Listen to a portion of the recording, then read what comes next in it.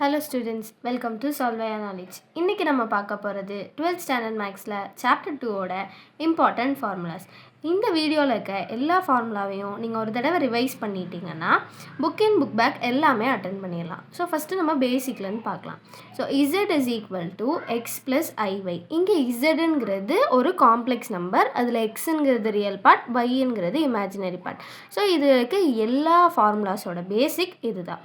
இதில் இசட் பார் அப்படிங்கிறது இதோட காம்ப்ளெக்ஸ், அதாவது Z bar is equal to X minus I Y. So இதோட ப்ராப்பர்ட்டிஸ் தான் இப்போ பார்க்க போகிறோம். z1 plus z2 the whole bar equal to z1 bar plus z2 bar. அதாவது ஒவ்வொரு காம்ப்ளெக்ஸ் நம்பருக்கும் நம்ம தனித்தனியாக இதை எடுத்து பார் எடுத்து ஆட் பண்ணாலும் அதே தான் வரும். ஸோ இதே தான் நம்மளுக்கு சப்ராக்ஷனுக்கும் மல்டிப்ளிகேஷனுக்கும் டிவிஷனுக்கும். ஸோ நம்ம பார் போடும்போது இந்த மாதிரி அரித்மெட்டிக் ஆப்ரேஷன்ஸை நம்ம ஈக்குவலாக பிரிச்சுக்கலாம். Next RE of Z equal to Z plus Z bar by 2. அதாவது real part of Z which is nothing but X.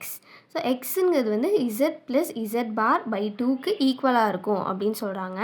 Imaginary part of Z வந்து Z minus Z bar by 2y இதுக்கு ஈக்குவலாக இருக்கும் அப்படின்னு சொல்கிறாங்க.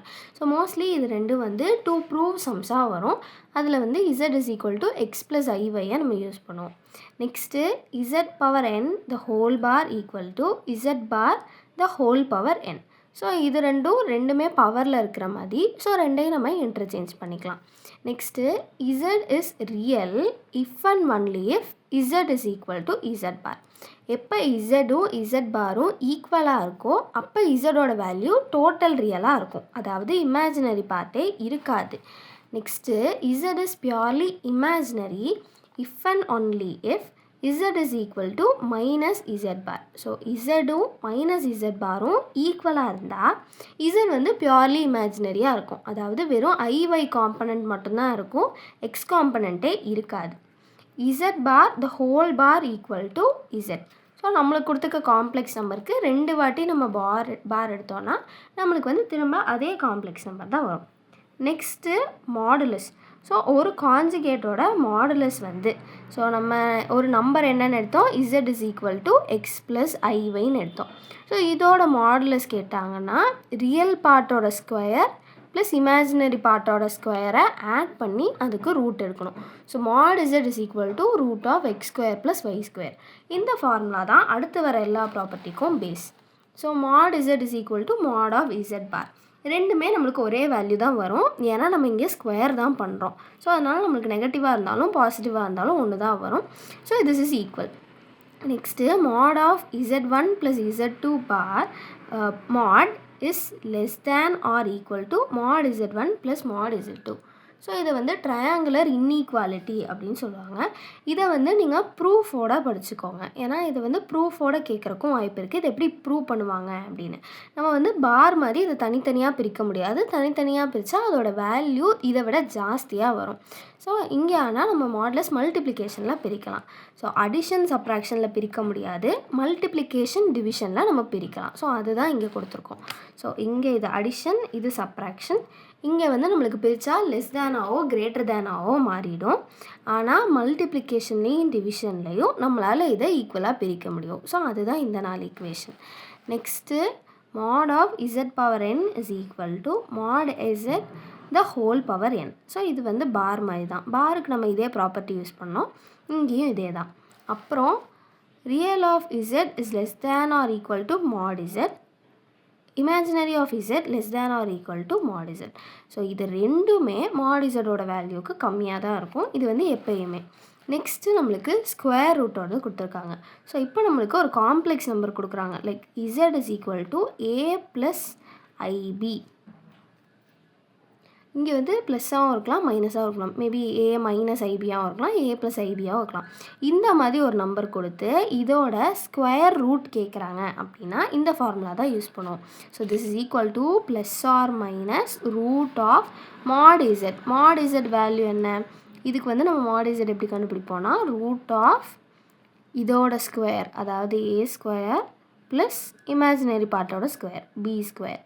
ஸோ இது வந்து mod Z plus A by 2 plus I B minus mod B root of mod z minus a by 2.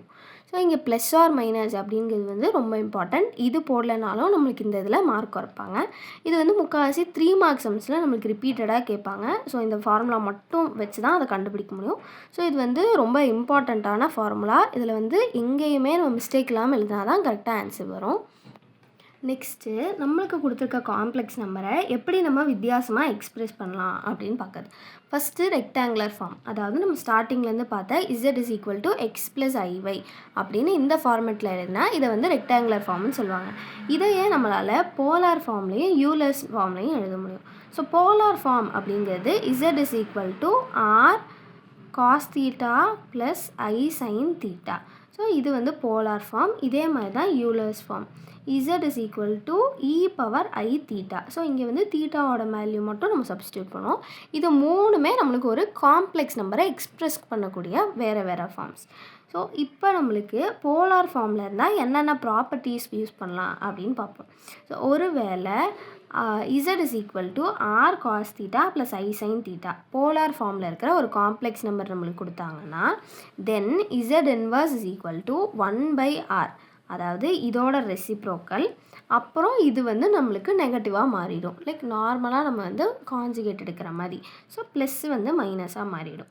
இதுலேயே நம்ம மல்டிப்ளிகேஷன் டிவிஷன் இது ரெண்டும் பண்ணலாம். ஃபஸ்ட்டு மல்டிப்ளிகேஷன் பார்ப்போம். லைக் நம்மளுக்கு 2 காம்ப்ளெக்ஸ் நம்பர் இருக்குது, z1 z2. ஸோ அதோட வேல்யூ இது ரெண்டோட மல்டிப்ளிகேஷன் கேட்டாங்கன்னா நம்மளுக்கு வெளியில் இருக்க கான்ஸ்டண்ட்டை மல்டிப்ளை பண்ணி எழுதிட்டு உள்ளே இருக்கிற ஆங்கிள்ஸை நம்ம ஆட் பண்ணி எழுதிக்குவோம். ஸோ மல்டிப்ளிகேஷனுக்காண்டி நம்ம ஆங்கிள்ஸை ஆட் பண்ணுவோம். இதே மாதிரி தான் டிவிஷனும், ஆனால் டிவிஷனுக்கு வந்து நம்ம ஆங்கிள்ஸை சப்ராக்ட் பண்ணுவோம். அவ்வளோதான் வித்தியாசம். ஸோ இது ரெண்டும் நம்மளுக்கு ஈஸியாகவே ஆன்சர் கண்டுபிடிக்கிறதுக்கு ஹெல்ப் பண்ணக்கூடிய மெத்தட்ஸ். ஃபைனலாக cos theta plus i sine theta the whole power n. So நம்மளுக்கு ஹோல் பவரில் ஏதாவது ஒரு வேல்யூ இருந்தால் அந்த பவரை நம்ம டைரெக்டாக ஆங்கிள் கூட மல்டிப்ளை பண்ணிக்கலாம். So cos n theta plus i sine n theta. So mostly இந்த ஃபார்முலாஸ் வச்சு தான் இந்த சாப்டரில் இருக்க எல்லா சம்ஸையுமே கவர் பண்ணியிருப்பாங்க. ஸோ இது வந்து நீங்கள் எல்லா ஃபார்முலாவும் நம்மளுக்கு ஞாபகம் இருக்கா அப்படின்னு ஒன்ஸ் நீங்கள் எழுதி பார்த்துட்டு போய்க்கோங்க.